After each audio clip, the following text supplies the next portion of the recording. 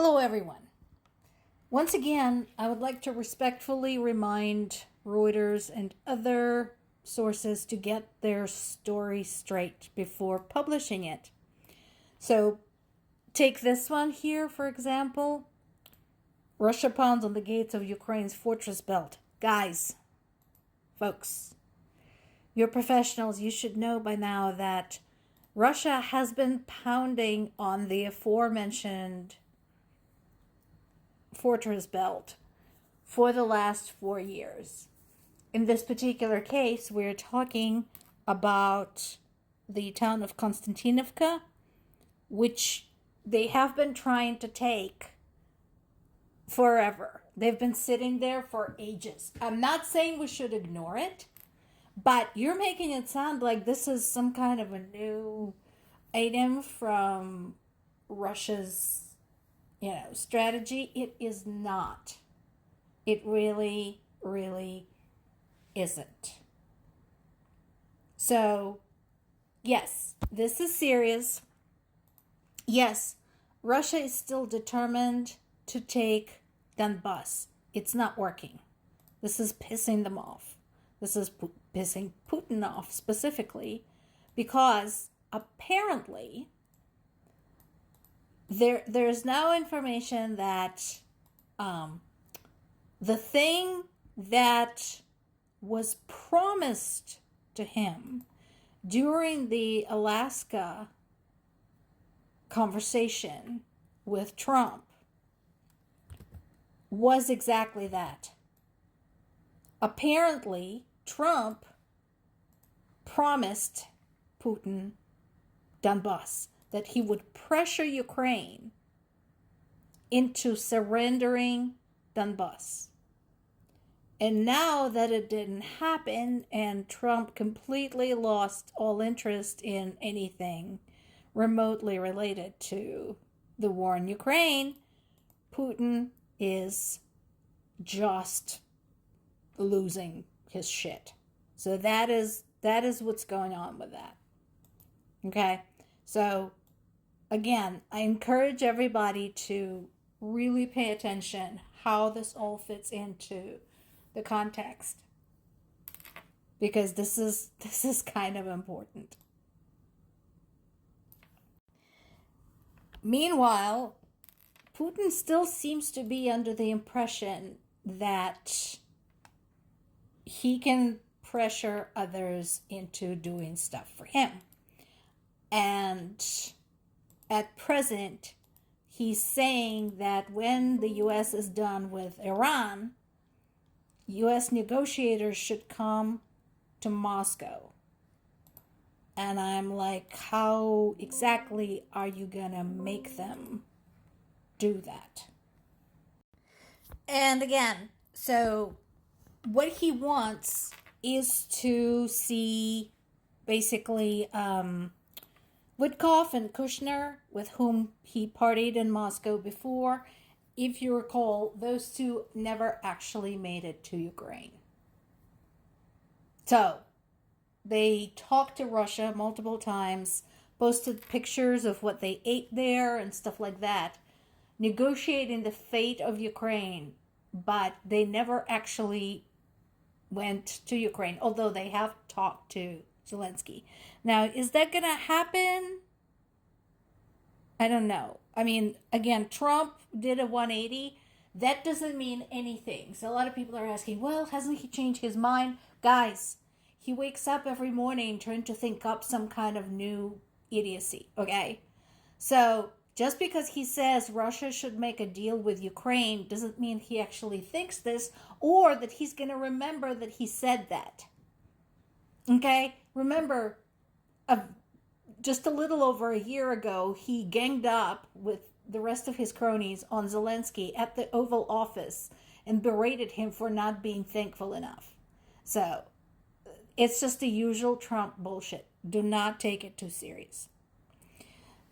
And the encouraging side that I do think people should take seriously is the gas shortage. So it's gotten bad enough that Putin was forced to acknowledge it.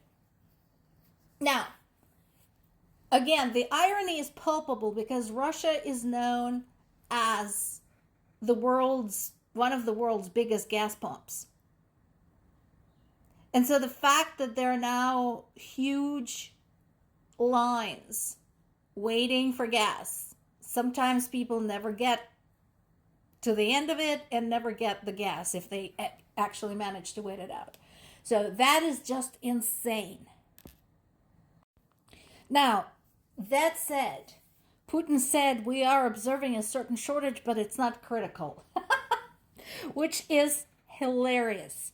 There are now restrictions in multiple areas, including as far as Siberia.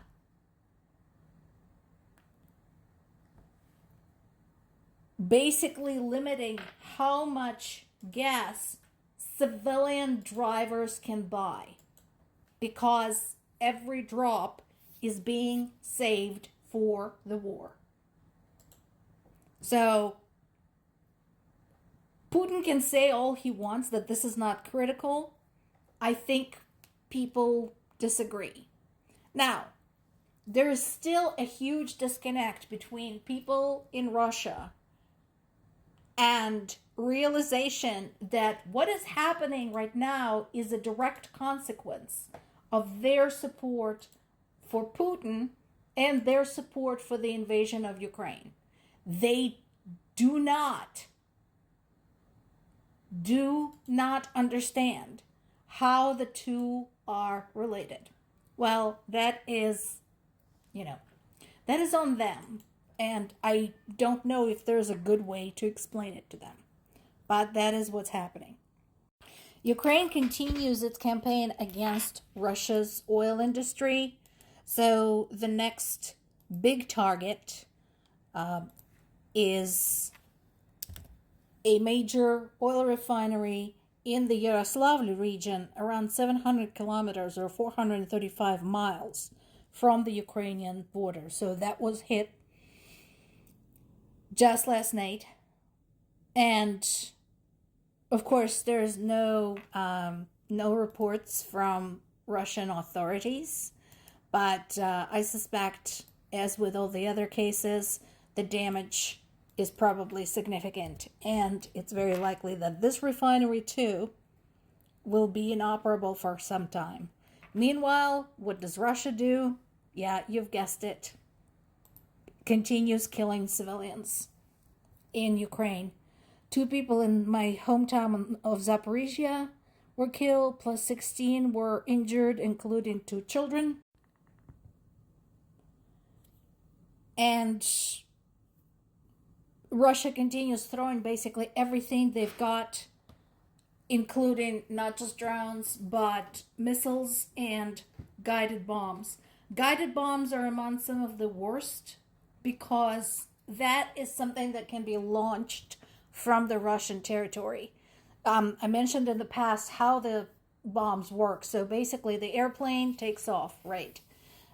Gets as close to the Ukrainian border as it can, possibly into the invaded territory, drops the bombs, and then the bombs have the ability to travel additional distance as programmed and being guided using the guidance system remotely and dropped on the city. So that has been one of the worst weapons used by Russia against Ukrainian civilians. Last time I talked to my parents, that's what they told me. They got to witness a lot of that. So that continues to happen, and Ukrainian people continue to suffer. And like I said, the concern among everyone who has been observing and analyzing the war is that Putin is much like a cornered rabid animal right now, which makes him extremely dangerous. More to come.